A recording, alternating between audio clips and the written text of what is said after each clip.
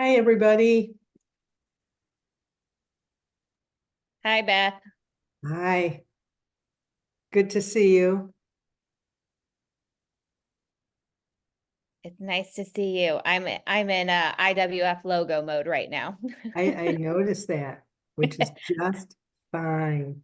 Well, I was on video, but now I'm gonna keep the focus on our presenters. So I'm stopping my video and muting myself. Okay.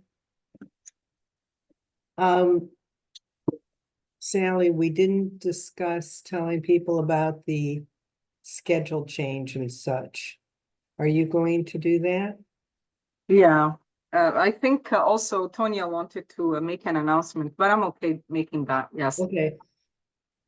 We She do not wanted- have the new date yet, but I was going to send out an announcement to everyone afterwards when we get the confirmed new date.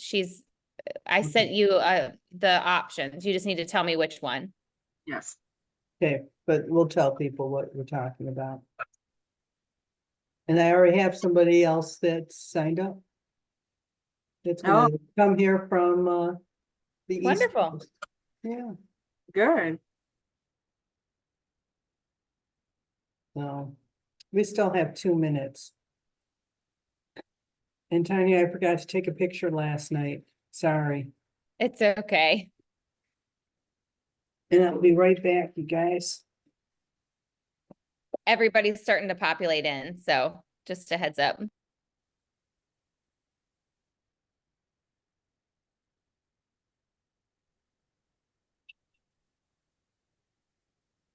Hi, Jessica. Long time no see. I know. How's everyone? Wonderful, wonderful. Hi, Catherine. Hello. Looks like my camera's not working. I'll put on my photo. Okay, Nice photo. Gorgeous. thank you. I need one of those. Yeah, it's my last professional photo. Great. How, Catherine Swintek. How are Hello, you? Miss Beth. Always good to see you. Always good to see everybody. Michelle's Yeah, joining me. you too. All sorts. I just approved the minutes, whoever's using the AI to take notes. Check out Supernormal too. It's working really well as well. I think somebody's doing read.ai. I've been using Supernormal. Oh, okay. Really? I've never heard of Supernormal. I will send it to you. I happen to love it. Oh, Oh, okay. fantastic. Supernormal. There are so many of these Mm-hmm. AI sites. Yeah. I like the name. Mm-hmm. Supernormal is $20 a month, just an FYI. But Okay. it's got some nice benefits. Mm-hmm. yeah, usually the paid, Buffers. the paid tools are, They're doing an AI talk. I am that's going to right. ask you Perfect. guys to mute Okay. because we are now at 4:00. Thank you. Okay. Thank All you, right. Tanya. all right, lovely ladies. I would love to start. Thank you so much for attending. It's actually been a long time. I realized that I haven't seen some of you. So some housekeeping items. Please mute your lines and put all your questions on the chat. And I have the wonderful Badia who helped and volunteered to come and help, although she's very busy. And I just realized that I will not be able to see the chat while I'm sharing my screen, which is quite annoying because I really wanted to have it as interactive as possible. But what I will do, I promise that I would leave the last 10 minutes for your questions. So that being said, thank you so much, IWF, for hosting me today. And I would like to thank Proofpoint, who's actually sponsoring this program.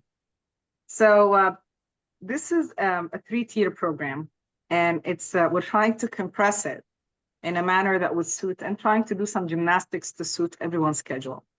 So today we'll talk about the digital disruption, the corporate board's principles and best practices. we have been seeing a lot of talk, discussions. Some of them are very valuable information in the market about digital disruptions, but at the same time, the information overwhelming has been overwhelming a lot of our members. So I would like to take some baby steps, step back and say, look at the big picture and walk you slowly through what is digital disruption, what it means to you as an executive, and how you can apply it in a manner that would make sense to your organization. So without further ado, by the way, I really wanted to have Badia introduce herself, but unfortunately she's in a place that she's not able to speak. We will also have this three-part. I'll talk about the program in the outline of the program in a minute after we watch this video. Who has seen an advertisement that has convinced you that your microphone is listening to your conversations? All of your interactions, your credit card swipes, web searches, locations, likes, they're all collected in real time into a $1 trillion a year industry. The real game changer was Cambridge Analytica. They've worked for the Trump campaign and for the Brexit campaign. They started using information warfare. Cambridge Analytica claimed to have 5,000 data points on every American voter. I started tracking down all these Cambridge Analytica ex-employees. Someone else that you should be calling to the committee is Brittany Kaiser. Brittany Kaiser, once a key player inside Cambridge Analytica, casting herself as a whistleblower. The reason why Google and Facebook are the most powerful companies in the world is because last year data surpassed oil in value. Data is the most valuable asset on Earth. We targeted those whose minds we thought we could change until they saw the world the way we wanted them to. I do know that their targeting tool was considered a weapon. There is a possibility that the American public had been experimented on. This is becoming a criminal matter. When people see the extent of the surveillance, I think they're going to be shocked. And I still fear for your life. Yeah. With the powerful people that are involved. But I can't keep quiet just because it'll make powerful people mad. Data rights should be considered just fundamental rights. This is about the integrity of our democracy. These platforms which were created to connect us have now been weaponized. It's impossible to know what is what, because nothing is what it seems.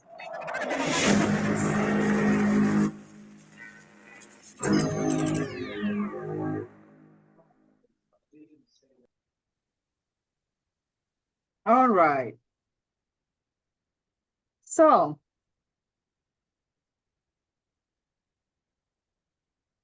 I'm sure some of you have known some of the information that was shared in that video. But the part that I want all of you to stop at is everyone was wondering, how did artificial intelligence come from? Well, artificial intelligence required a lot of data, and we'll talk about where they got that data from. So the way we're going to do this, we're going to take you through an immersive journey of the program where we will talk today. We allocated an hour to discuss principles and best practices. And then you will have a homework from now till the real-time simulation. Initially, we had it on February 29, but we had some competing events, and we had a lot of our, per the request of a lot of our members, we had to move the date. So we did not confirm the date yet, but most probably it's going to be May 2nd. We will confirm with that in an email. So from now to May 2nd, you have a lot of reading to do. So not only the slide that says references, but also we will be sending you a couple of emails. So part 2 is a 2 to 3 hour simulation, hands-on, where you're going to be in a room and you're going to play in a war room, where you're going to have some scenarios, real-time scenarios, and you're going to be exposed to real-time disruptors. Or you may be the disruptor yourself. Let's see.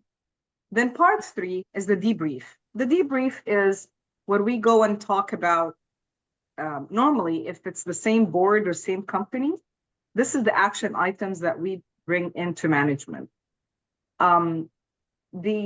If it's multiple people, what we normally do, this is your opportunity to have your time and your peers to discuss what you can take back to your corporate, what applies to your industry and what doesn't apply to your industry.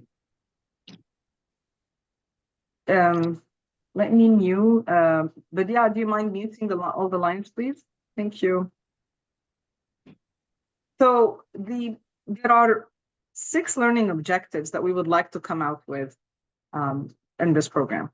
So first, we would like you to understand the full potentials of emerging technologies that are applicable to your sector, your business, your human capital, and your interrelated entities.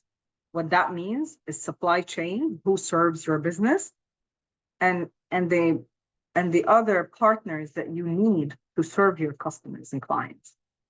Second, I would like you to be able to predict all the types of risks and adjust your strategy.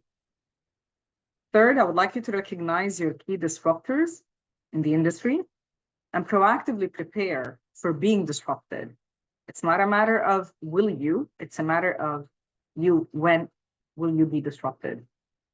I would like you to apprehend the ethical, social, and legal ramifications of the emerging technologies. I would also like you to understand and be able to get to the tools to evaluate your management team when building appropriate business for these respective technologies. And you need to be able to employ management for the risks and both on risks and opportunities.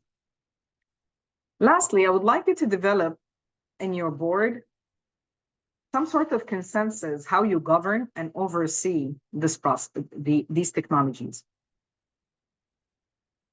So specifically for today, we will go over some of statistics. I'm going to bore you with a couple, but they're, in my opinion, they're eye-opening.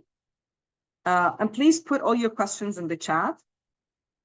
Second, I would like to give you the basic definitions of what has been the technologies and how they've been evolving.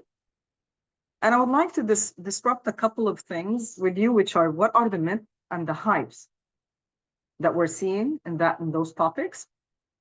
And also why emerging technologies matter to the board, and it's not solely to the chief digital officer or the chief technology officer function.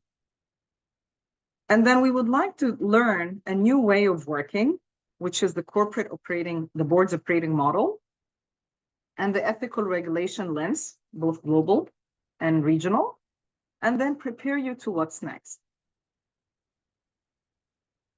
So according to Forbes, so let's talk about statistics for a minute, because I think this is important.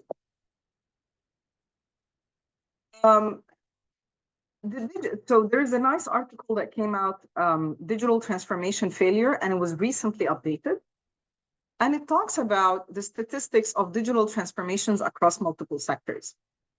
So they started to cite a couple of references. One of them is Forbes, where they said that 84% of companies fail at digital transformation. There are multiple reasons for that. In my experience, primarily, I think that they were they were trying to solve the wrong business problem. That has been a common theme that I've been seeing during my AWS days.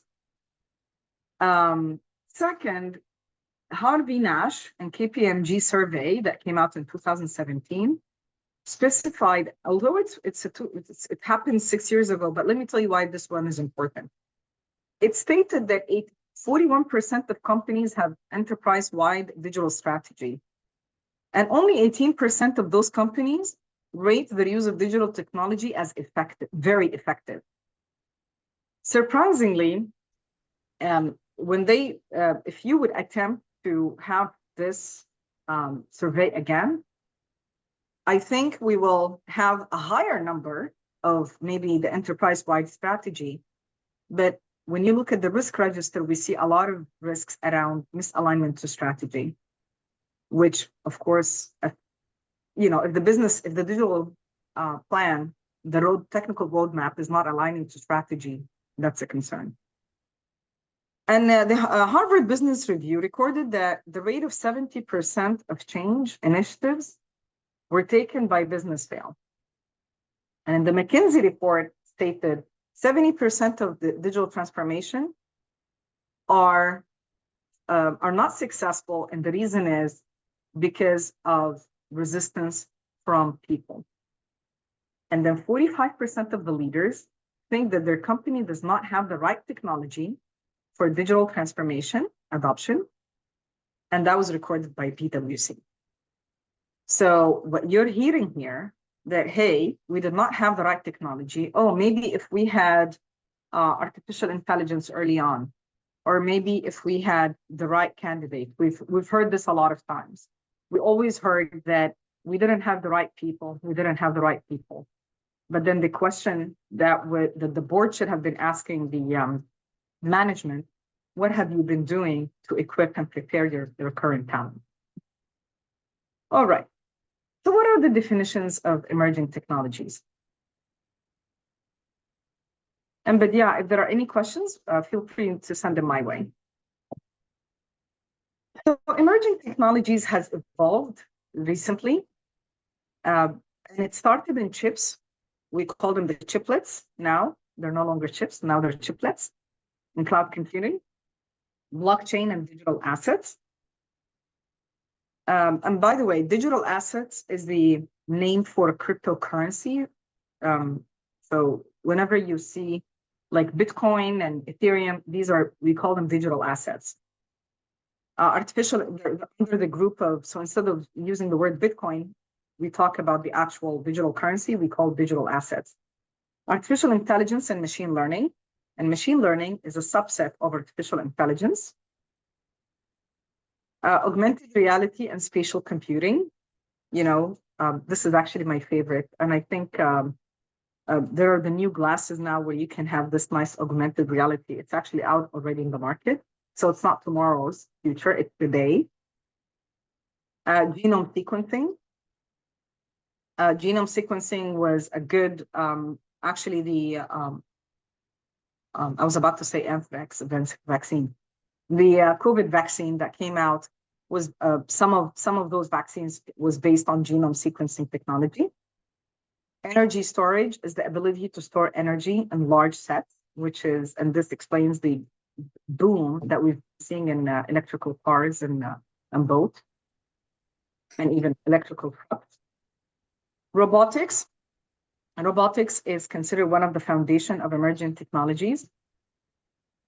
Enhanced geothermal systems. That's one of the highest. Also, when it comes to renewable energy industry, specifically in the industry, in the energy industry. So, what is the myth that I would like to disrupt today? Emerging technologies are those technical innovations which represent progressive developments within a field for competitive advantage. Converging technologies represent previously distinct fields which are in some way moving towards stronger interconnection and similar goals. There is another slide that I would like to share with you that talks about the power when all these technologies have been, are transforming together. I know a lot of people, when we were pre-COVID,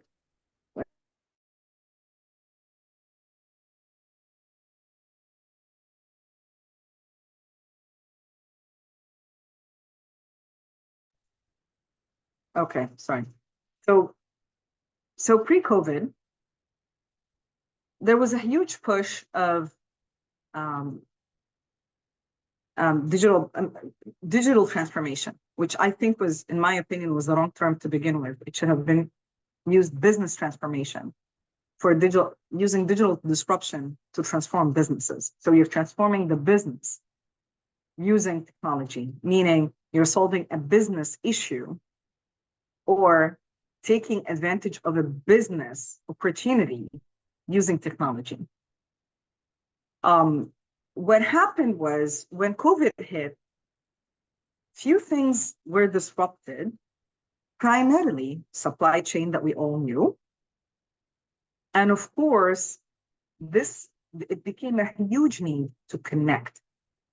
So there was the immediate need of computing power that was not available in the industry, in the market. Meaning a lot of companies did not have the infrastructure to have all of their employees, 100% of their employees, all log in remotely through their VPN. So that made a huge or a spike need of technical advancements in the technical providers and the service providers like the cloud, AWS, Azure, Microsoft, and IBM, and Oracle. So the reason I'm saying that, that's one example of one disruptor that spiked a need. What we started to see also, that there are certain industries started to benefit from that enablement. So for example, the blockchain, cloud, and IoT started to enhance and enable the wearable for medical purposes, the IoT in agriculture, the augmented reality, metaverse for mental health. During COVID, when people were not allowed to go somewhere and see doctors, and a lot of people were actually at home by themselves. They did not have the companionship. They relied a lot on metaverse. So that's another, in my opinion, this expedite. So think of it like there's a force of a need, there's a capability, and then there is a force that expedited the need. And then the energy storage, for example, the flexible batteries that we've seen, with when we had the shortages on oil and gas, this is when a lot of the hybrid cars started to come on the market, and electric cars started to come to the market, because they started to realize that we may not need cars that can take us 400 miles at one stretch. We can go with more energy, no fuel, zero emission, and I will talk about zero emission in a minute. We'll take the car that would take us 200 miles. The genome sequencing we talked about, which is the RNA vaccines, and we'll talk about the designer pages in a minute. The artificial intelligence, and I would like to stop here for a second. A lot of people think that artificial intelligence is something recent. It's not. I mean, I've been in the tech industry for 27 years, and we've always had AI. It's just that this is the first time that since 2020, end of 2022, is when we started to see it at the disposal of the consumer. Back in the days, it was not at the disposition or the consumption of the consumer. So, and it became just a can of worms that opened up, and all the possibilities made possible. For example, the transcribing service that we're using now. Back in the days, we used to have a transcriber that would sit down and manually type it. Actually, not that very much back in the days. It used to be very decent. Now it's becoming more and more available, and even sometimes free.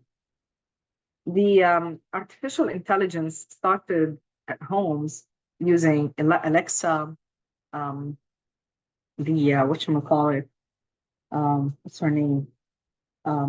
Siri.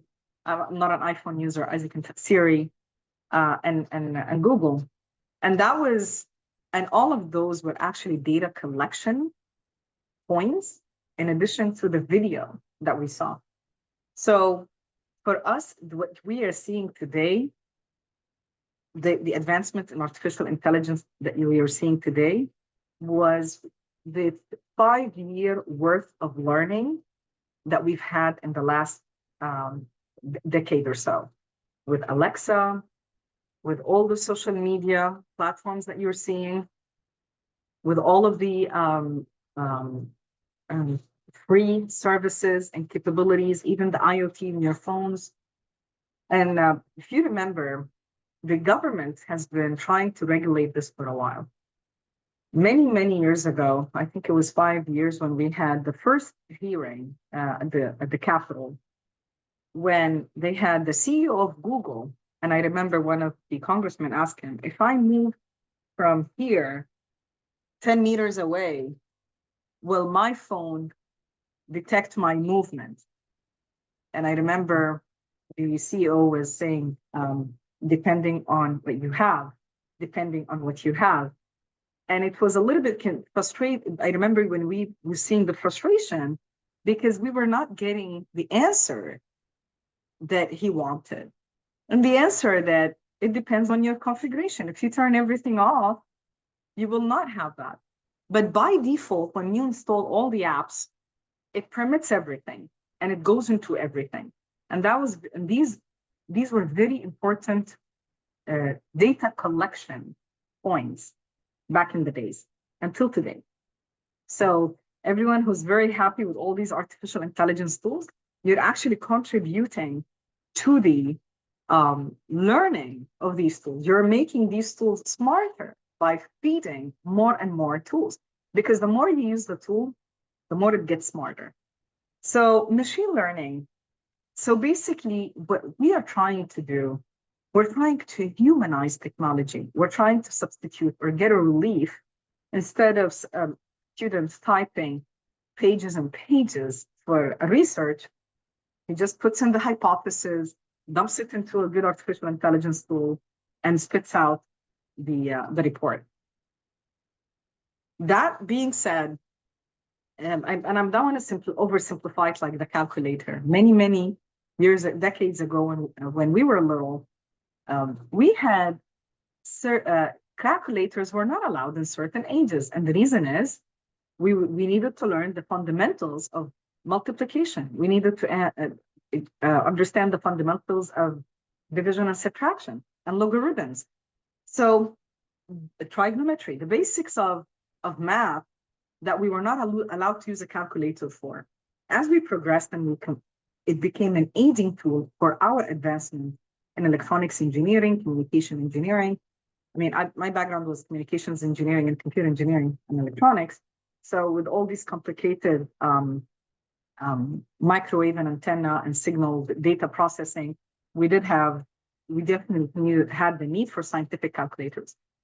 And it became an aid, and it helped us to solve difficult problems faster. So technology, trying to stop or block a technology or kill adoption is not going to work. And we'll talk about that in a minute. So what are the hypes that we need to disrupt here? So the technology is emerging, and it's at early stage of incipient development, not already widely used. That's a big, in my opinion, mistake. And I think some companies need to understand that it is actually being used, widely used, and maximized in other places. The fact that we are not seeing it doesn't make it not advanced or not in widely used. The other thing also, I don't like it when companies try to benchmark themselves until everyone adopts something and then they are late in the game. Then why wouldn't you be the pioneer? Applicability. It has a potential of significant use and benefit to societies and economies in the future, but is only now for marginal concern. That's not true. And I think now is because when it spreads fast and quick, and you need to be part of the change. Depth. It's being developed by more than one company and is the focus of increasing investment, interest, and excitement within the expert community, likely to have a significant impact in the next 3 to 5 years. I think the cycle is shorter. I don't think it's 3 to 5 years anymore. Back in the days, I remember when I remember the dot-com collapse. Like, we had a huge advancement compared, I'm talking about the year 2000, okay? That was considered like, oh my God, we're, we're very smart. We have 8 gigabytes and 16 gigabytes of RAM. We're so cool. We're so cool. And then we had the dot-com collapse. And then we had another slow progression right after September 11, geopolitical conflict. And I'll talk about that in a minute, because geopolitical conflict throughout history have demonstrated that it advanced technology for biological, chemical, nuclear, and information warfare. So it's not, so a lot of times when technical advancement happens, it happens in the I don't want to call it the weaponry industry, but it's more of the military industry for conflict, and then it becomes available for the public use. And we'll talk about that in a second. Power is potentially powerful and disruptive and altering established way and industries. This is another way to also distinguish between a real hype versus a real impact. Meaning, today, when you're seeing, as an educator, when I am seeing all of the students are no longer going through the novelty of creating authentic work, then that is a huge issue when it comes to creativity. So that's not a hype. It is actually, it's happening. It's impacting that range of students, and it's huge. So out of your 30 students, of 26 of them are using artificial intelligence to conduct their work, then that's not a hype. And so I think people need to realize the difference, distinguish between a hype versus real impact. What is a good example of a hype? A hype, when people mistaken artificial intelligence with basic automation that we've had, meaning artificial intelligence specifically means that you can substitute human intelligence, meaning that you're going to have a computer that can come and stand today and has all the 27 years of experience that I have in technology in 5 industries, in 5 countries. I call them the 5 fives, by the way. Okay. And then come and with the language fluency, and be able to speak intelligently about these topics and analyze the data that I read and connect the dots together. So that is artificial intelligence. But what I am seeing the hype today is that a lot of companies are mistaken basic automation, and they think and they attribute it and they slap it to artificial intelligence. All right. So the World Economic Forum came up with a very nice way of ability to evaluate the truthfulness and the impact of this digital disruptions. So one of them is the people, which is always comes first: security and dignity, such as food security, privacy, and access to resources, improved healthcare outcomes. B, the earth that we live in, so the impact of the technology and to the environment and the limited resources that we're having, reducing greenhouse gases, limiting wastes, and restoring biodiversity. Prosperity, improving the quality of people's lives, such as creating new jobs, fulfilling jobs, even improving the boring, repeatable jobs to more of fulfilling, purpose-filling jobs. Providing greater connectivity with people, which is, in a lot of stands, is the opposite impact of technology, where it's actually isolating people. Because although social media networks, you will have thousands and thousands of connections, but how many of those do you call and say hello over the phone? Providing leisure time. And then, of course, the industry, which is disrupting the existing industry and creating new markets. One of my favorite new markets that I'm seeing is the assistant authors. Back in the days, there was like an assistant author Now you actually have it as a technology, like a personal assistant that can be a virtual machine, a virtual assistant. The other industry, my favorite is Airbnb. I love Airbnb, and I think Airbnb, Ubers, I call them the disruptors of technology. I actually got a ping over LinkedIn. I don't know, someone apparently knew that I'm a sailor, okay? And came to me with an investment opportunity saying, hey, we are Uber Eats to the boaters. And I'm like, oh my God, that's amazing. If you're a boater, you know that a lot of times you are in a boat and your gas is not working or your stove is not working. And guess what? You would find a nice jet ski coming in and delivering some food for you. Anyway, if you're, of course, anchored quite close to shore, not far out in the ocean. Equity. Equity is democratizing access to healthcare, energy, material, and internet. Accessibility to telecom, accessibility to physical resources and physical spaces, and healthcare, of course. So this is something that the World Economic Forum also is using, and that was published last year to measure the fingerprint. In that same report, they actually listed the top 10 emerging technologies, and I don't expect you to. I mean, of course, for the simulation, I would love that you would read the full report, but I would like to point out a couple of statistics. So the flexible batteries, because of the advancement in energy storage, now they're having a generation of flexible batteries that allow seamless integration into fabric and clothing. That is amazing. It's a 240 million forecasted growth for the global market between 2022, like 5 years, and 2.2% for compound annual growth.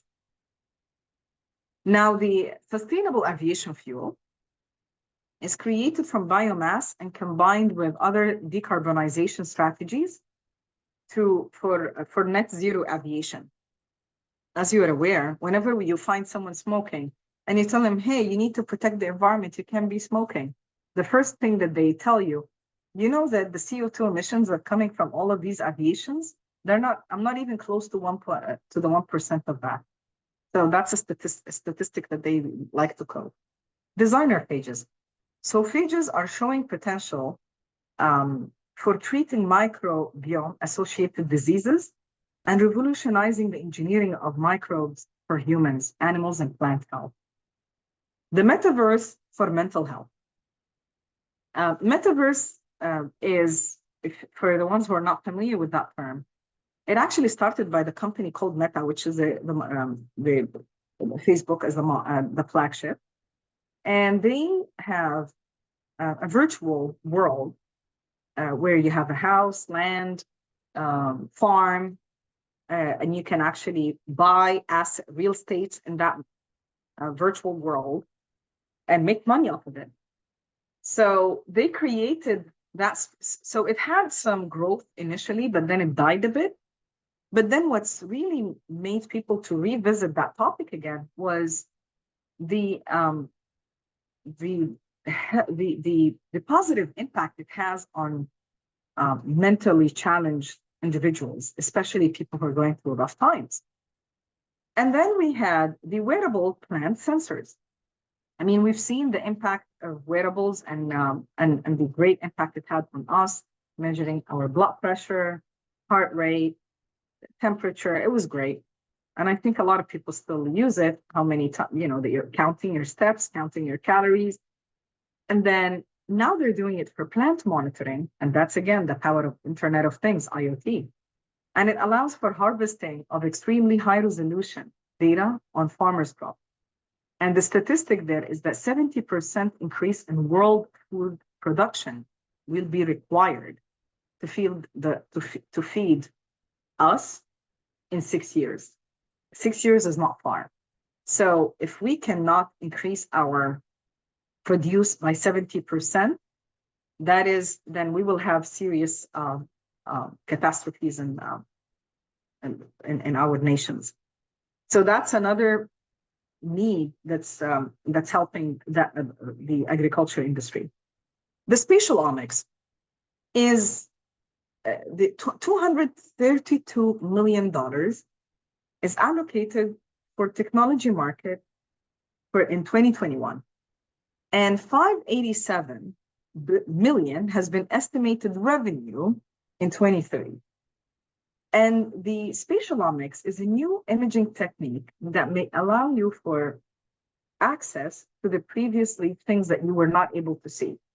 So think of it like back in the days, we were not able to, like, for example, when the war happened in Sudan, the first thing I had to check was I went to the Google Earth and I looked at that, my mom's house. Is it still okay?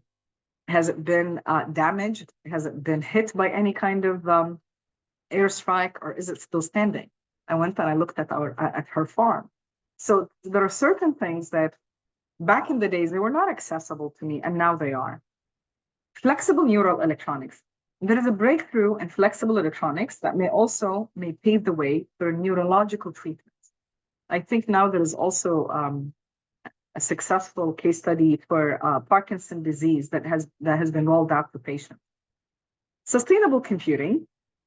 As you are aware, data centers, generally speaking, computing capacity, the more resource hungry technologies we bring to this world, the more resources we need. We need more data centers, which will, so if, for example, when they measured the Google search, email, the metaverse, AI, and myriad of other database society, they consume 1% of the electricity produced globally. So that is actually a net zero energy data centers can achieve reality. The AI facilitated healthcare is one of the most effective ways emerging AI systems can impact through the treatment of data and analytics. Again, in my opinion, disrupting healthcare is a science. So each one of those actually is a science by itself. But the one that's near and dear to my heart is AI. So as you're probably aware, I'm in the technology committee of the corporate of Sullivan Cotter. And one of the things that I love when we discuss in the board is the ability and what they can do with the data that Sullivan Cotter has. So the same report talks about the and this is where I got that chart from, and I thought it was very nice because it has the word that I was looking for, which is smart textile. So if you can have energy storage and you can store it as a fabric, I think that would be amazing. So thin films, nanotechnology. So you can always think of the possibilities, and that's an excellent, in my opinion, that's an excellent example of I call it the marriage of two technologies.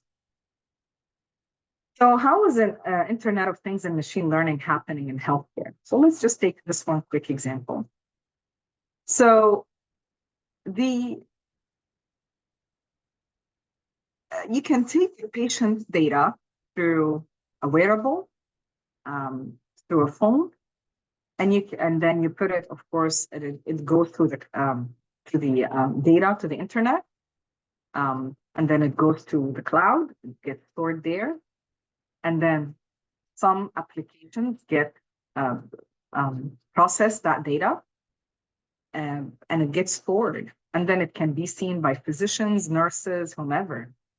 But in my opinion, the $1 million question that's being solved, not that it's collecting one person's data. It's the thousands and thousands and tens of thousands of data that's being collected from all of the consumers. So if you can imagine that if we're trying that how we can predict pandemics based on human wearables, I think that would be transformative. So why is this topic, since it's very technical, why is it so important to the board members in the C-level? Because simply, the short answer, you need to be the disruptor. You need to disrupt your respective industries before you get disrupted.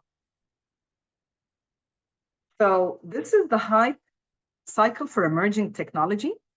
As you can see, there were in the y-axis has the expectations and the x-axis has the time. And it talks about how it evolved from the innovation trigger, how it peaked to inflate expectations, and then it died. Not died, started to slow down through what we call delusionment. And then when it started to have that aha moment of how we can leverage that technology, and then it became what we call the norm. We call it the new norm in digital transformation, but that's what we call the new norm. But there's always that spike of a hype, and it also gets translated into investments. I want to jump quickly to this market size, and so that I could get some time more discussing enterprise risk management.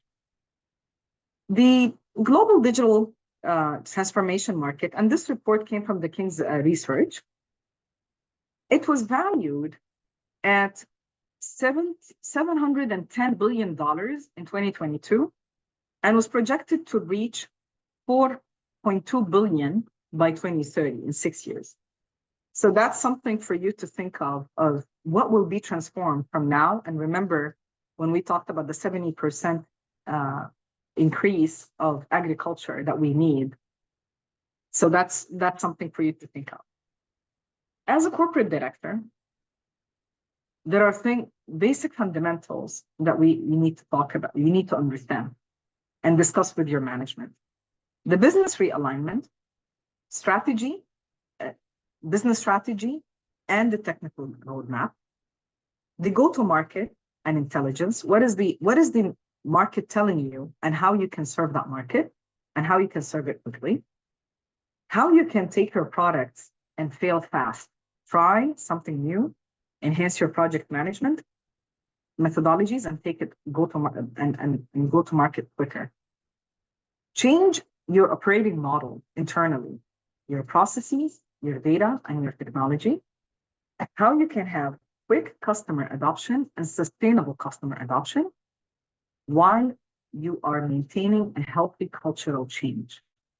So that is the business transformation and innovation pillars. So quickly, when it comes to your strategy, I want you to think of governance, how you can control and set boundaries, how you can put an innovation strategy that is aligned to your business strategy, how you can embed digital innovation within the business processes.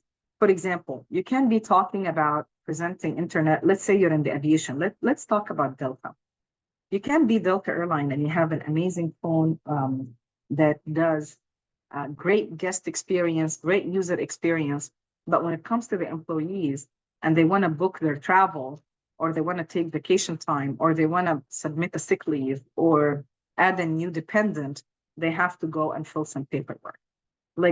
I think you have to be an adoption of technology. You have to be a creator, a consumer of technology to be able to offer one to your customer. Continuous adoption, and then always build center of excellence. Don't assume that everyone will be an SME. So always have a center of excellence where you can have a bunch of SMEs collaborating. And again, make sure that your operating model is something that's sustainable and can stay. All right, governing risks. A lot of times, whenever we discuss risks, and this is actually my favorite topic. So not just ERM, it's sailing. So I'm a sailor, and I love bragging about that every now and then. So governing risks is one of my favorite topics, because although I came from a cyber industry, and every time when especially during advisory, people expect me that I would walk in and talk about all the cyber stuff and all the fun stuff about hacking and threat intelligence and this and that, which is great, but that's not really the only business risk that you have. And I think the fact that I've been having across the board corporate directors and executives have fundamentally and historically have been always thinking of risks from the finance angle. It was always traditionally been the CFO job. And as technology evolved, somehow it became a CIO job, which obviously was a conflict of interest. And then it evolved a bit, and then they came up with a chief risk officer. And through all of these changes, certain risks have not been meeting the bar or the threshold to be discussed by corporate executives. One important example that comes to my mind, when we had COVID and the mental health had become a serious issue, not until we had 6 heart attacks, sorry, not 6 deaths, 6 heart attacks in one organization. And then the company started to say, okay, maybe we need to step back a little bit. This is becoming very stressful. Working remote is becoming a very stressful experience to our employees. So certain risks are not meeting because they're not being captured. So we'll talk about this in a minute. Something else also, I like to, whenever you talk about digital innovation, you cannot talk about the bad risks. You also have to think of the good risks. And what does a good risk mean? What does a good risk look like?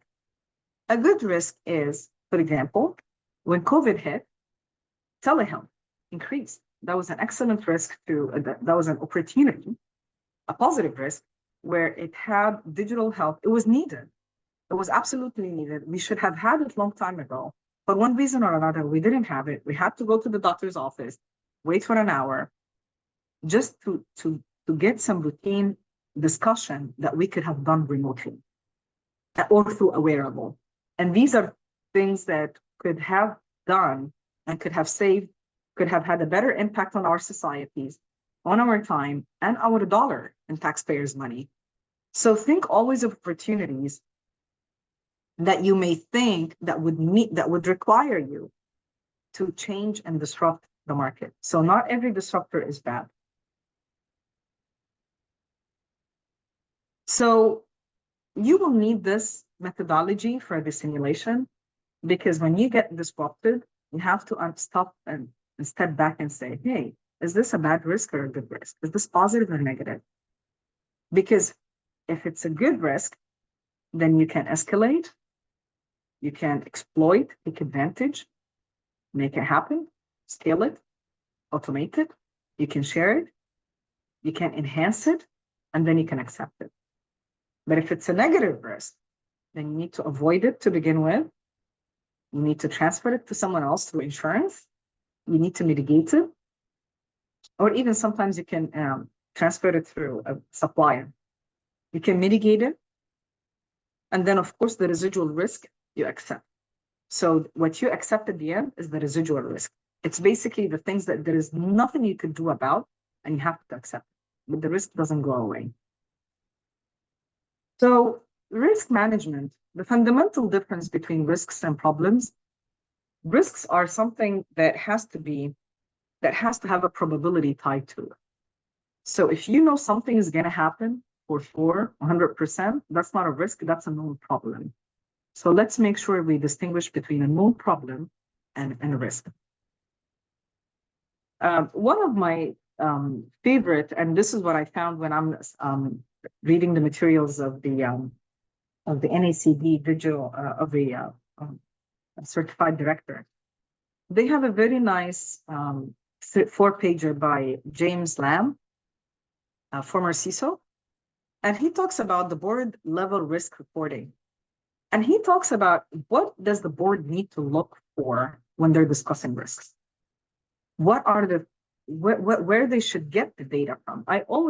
In my career, I always had the question of, but how do I know about it? Where do I know about it? Where do I hear about this risk or this issue?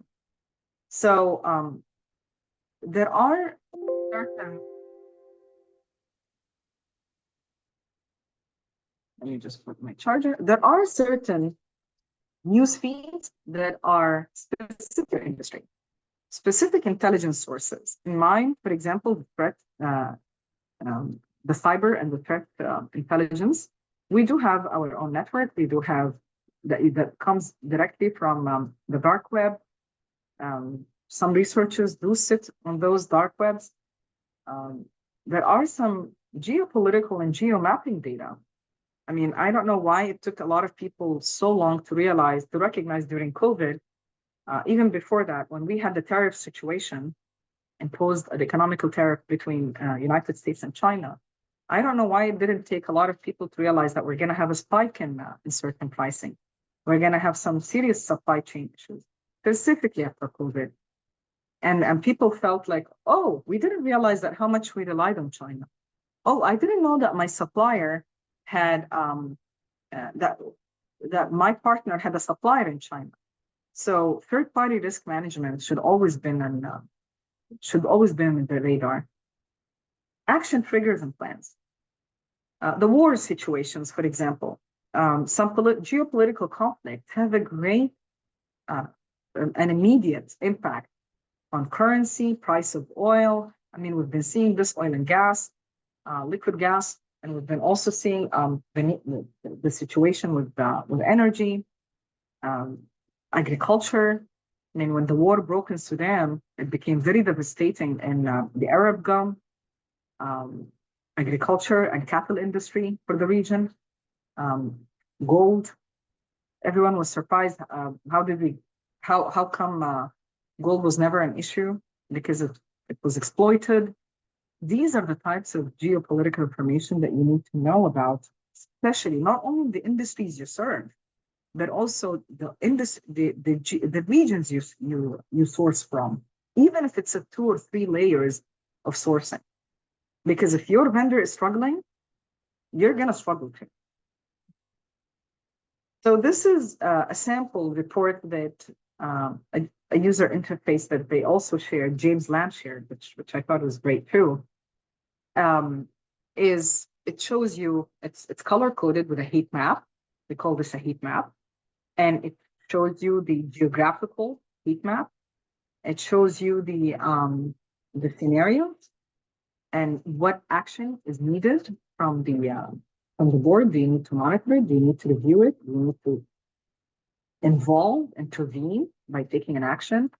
For example, find an alternate vendor or go get some sort of an insurance on the maritime shipments that you have. Or, I mean, again, my favorite topic is maritime security. I can talk about piracy all the time, especially being a Tampa the person here who loves Gasparilla. And then, of course, the newsfeed and market intelligence of stock and the falls.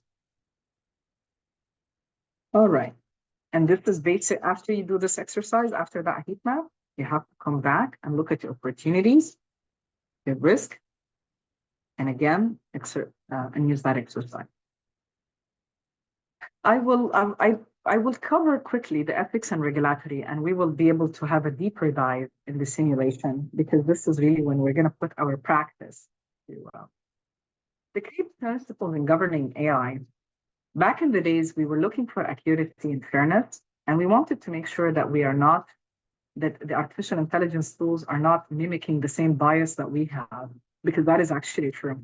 A lot of the artificial intelligence, remember, they're getting data from us. So if we're biased, they're biased. The explicability,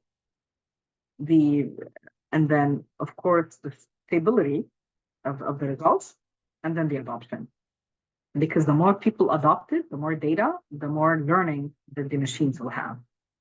But today, we're really looking at the fairness, the transparency, accountability, privacy, and safety.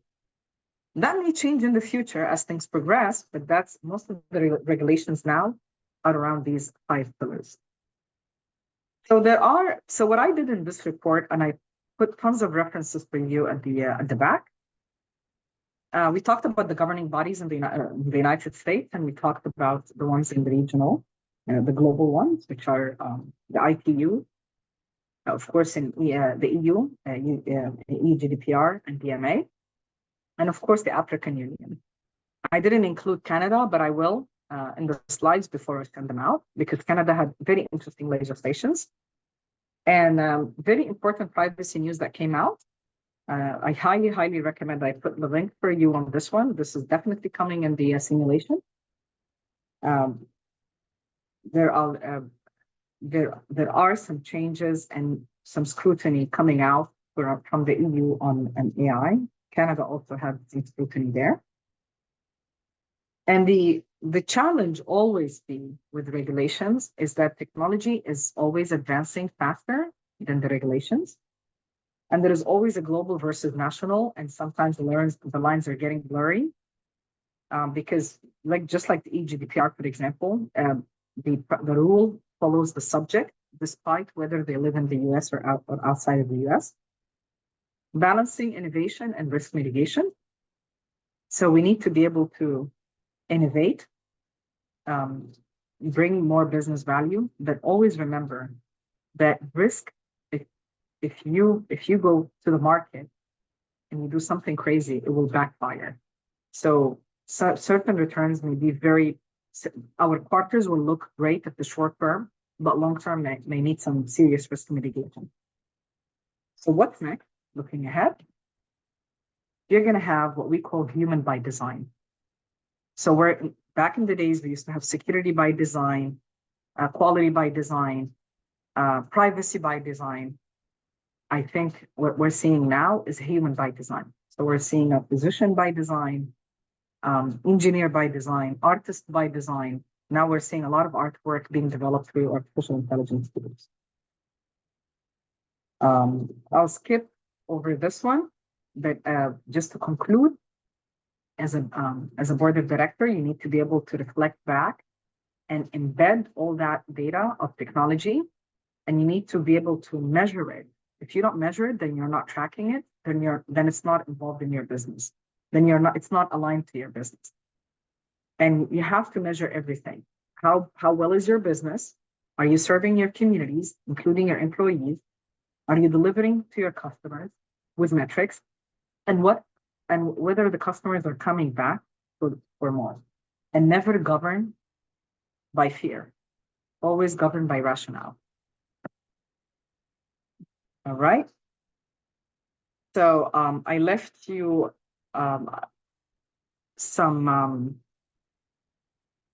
there's a video that I would like you to watch at the end. I put it here so you can actually watch it. I would like to pause to see if you have any questions.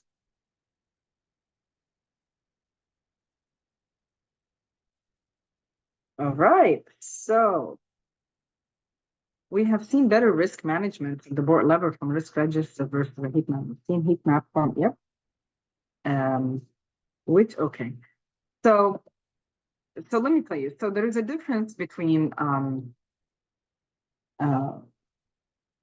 okay, so let's talk about the difference between a heat map and a risk register. I don't think boards, there are certain metrics shouldn't go to the board. It shouldn't be in the board discussion. Number of incidents, number of vulnerabilities, how much, the other one that, how many patched servers, like certain risk register, these things shouldn't be. And the risk register is these are what we call operational metrics, not governing metrics. Governing metrics need to have the so what question, meaning how much do I need to, how much did the number of incidents impacted my insurance premium? How well am I governing my security programs? Did it have an impact on my my shareholders' value? What are the thematic issues, meaning the group of risks, we call it the orchestrated scenario, pose or expose my company to? So that these are what we call thematic issues, but one risk by itself or one is very, thank you so much, Marie, for joining, really appreciate it. But that's a very important question, and thank you so much, Joy, for answering that. The key to the board of directors, what does the risk translates into the business and the financial or legislative cost or price that my company will pay.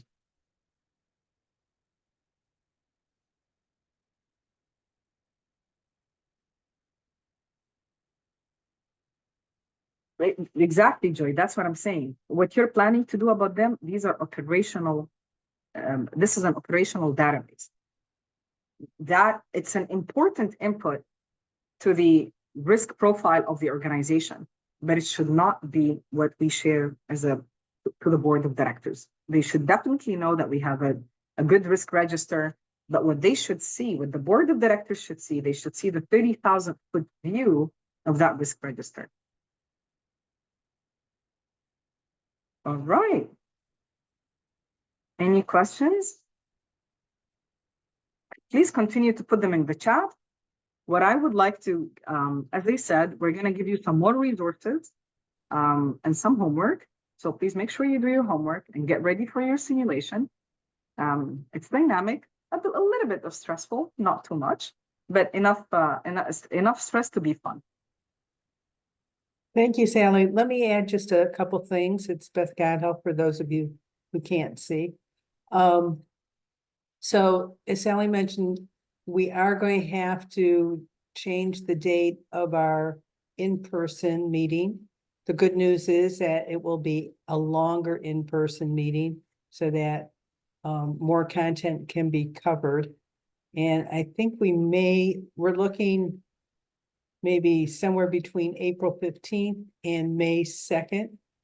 And I think we'll probably send you out a doodle survey so that you can tell us which dates work best for you, because we're sensitive to some people who, have changed their schedule to make sure that they make the program, and now it's been changed, and we want to get as much participation as possible also. So just look for that. And then Sally, am I missing anything else? You talked about how lucky we are to have a sponsor for all of this. So that's tremendous. Yeah, Proofpoint. So this simulation exercise, I presented it twice to an NACD, and one of them is actually in the masterclass curriculum. And I was lucky that they attended the class, and not a class, but the exercise. And they asked like, hey, do you mind if we sponsor? I'm like, well, let's bring it to come to Florida. So they were generous enough with that. So thank you so much, Beth. And I'd really like to thank Catherine, Tonya, Beth, and Lucy, and everyone in IWF. You girls are doing an amazing work. Thank you so much for having me. And if anybody wants to be on the program committee, just send me an email. We need more people. And I think back to the sponsor for a minute, this is Catherine, and this was a great presentation, Sally. Thank you so much.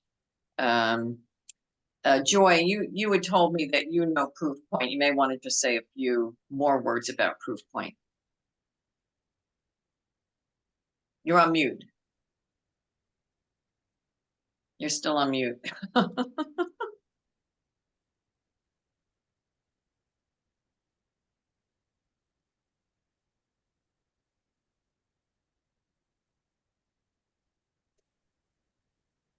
Can someone, but yeah, do you mind unmuting? Joy is trying to say something, and I cannot unmute You're her. unmuted. We can hear you. I just Yeah. tried to unmute her. Oh, Joe, okay. Can you hear me? yes. Okay. So, yeah, so what I was saying is Proofpoint is one of the leading cybersecurity companies and has been actually started to use a lot of digital disruptors in their own tools. So they do actually have a consulting arm, and they also have a technology arm. So they've been serving Fortune companies and Fortune 100 companies, and they've been adapting and quite changing to the challenges and the landscapes that we're seeing.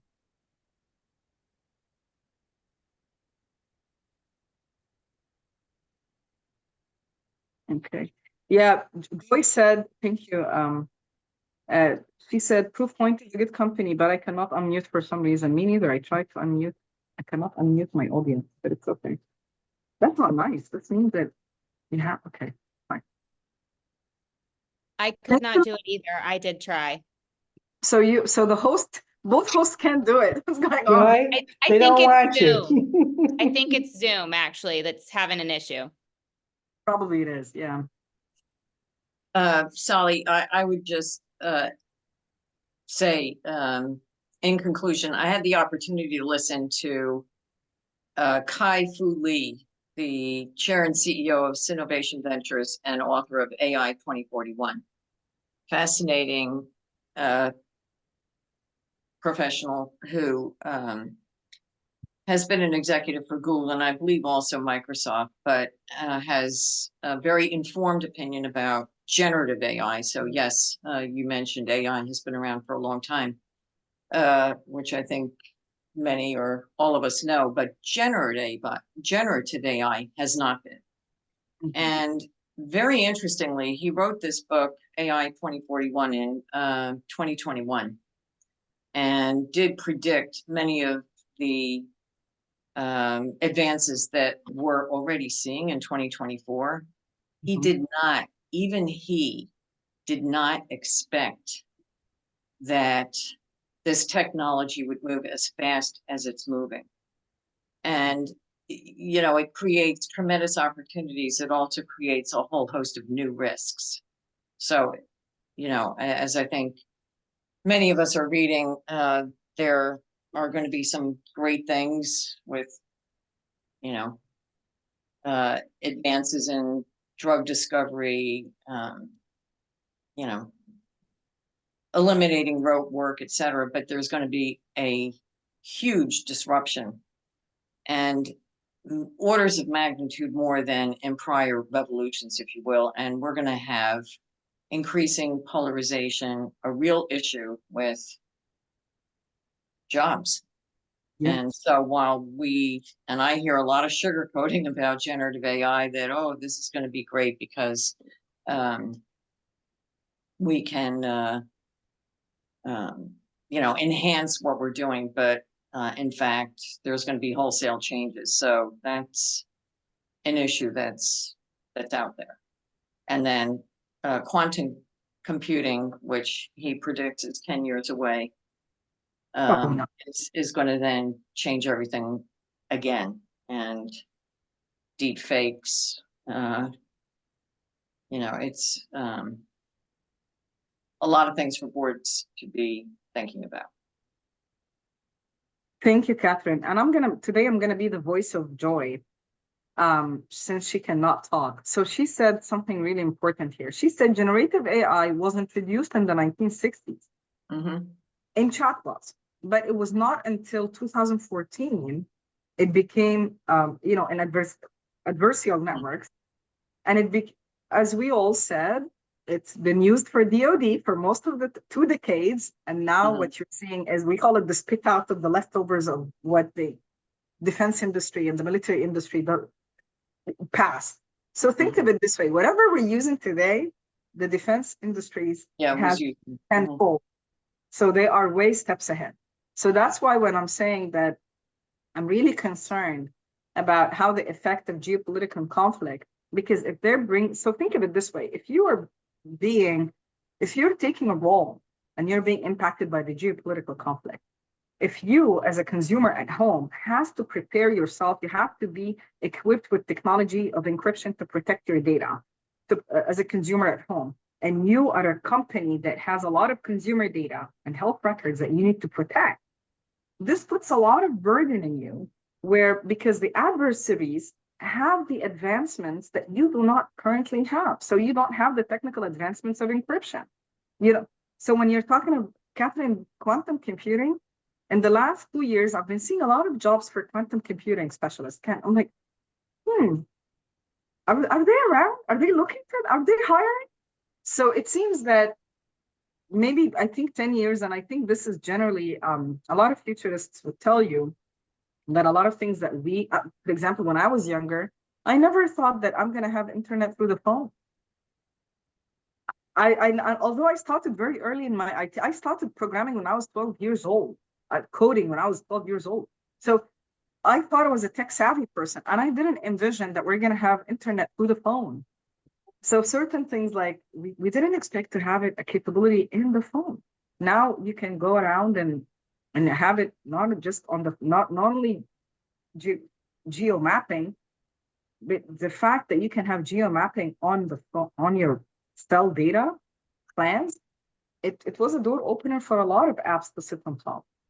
So I think it's, as I said, like when you think of disruption as a board of director, I want you to wear two hats, which is, how can I disrupt the industry tomorrow? Not today. You're maximizing revenue today, well and good, kudos. What are you going to be doing tomorrow? How can you be the pioneer? With everything, and I'm sure now we're going to see a lot of M&As with all this supply chain challenges, I mean, you can count the number of ships that are able to pass through the Suez Canal. When you count all of we're going to start to see a high spike in pricing, and that's because the cost of transportation, maritime transportation, is increasing. Railroad, we're going to have a huge demand of railroads now that's being developed in certain regions to compensate the instability and insecurity of maritime transportation. All of that, we will be impacted by it, either at the consumer side or the provider side. So think of it this way. Yeah. Okay. Yeah, I know I have to run to another meeting, but this has been great. Thank you so much for having me. Appreciate it. Thank you very much. Thank Look you, forward to seeing Sally. everybody at the next program. Thanks. Thank you. Have a wonderful day. Thanks. Thanks, Take care. Tanya.